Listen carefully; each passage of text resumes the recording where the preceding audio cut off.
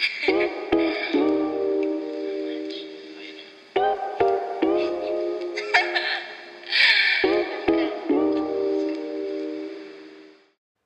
guys, what's up? It's Amy and welcome back to my channel. So there's actually no intro with my face in it, but anyways, today I wanted to show you what I do or how I find my decorations for my bullet journal.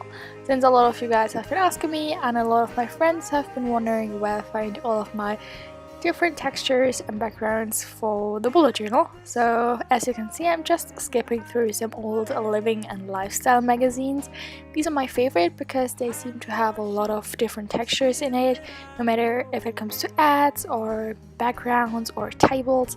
As you can see here I just chose this particular page because of the background, here also with the black and blurry thing. So I'm just skipping through some of my magazines and seeing or looking and searching for things that I could use. So here are some examples that I've picked out. As you can see, I like the wood texture and this hexagon. Is it a hexagon? I don't know. And all of the different shapes, and basically just look through it and you will find a lot of things. It doesn't have to be big, it just can be something small and you can do a lot with it, and I basically like to create that.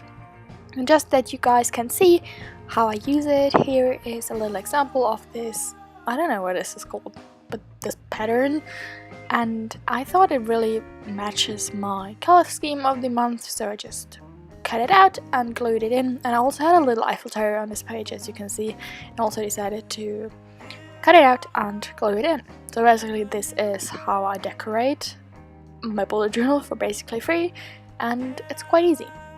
I hope that you guys liked this video. If you did, please give it a thumbs up and see you in my next bullet journal video. Bye!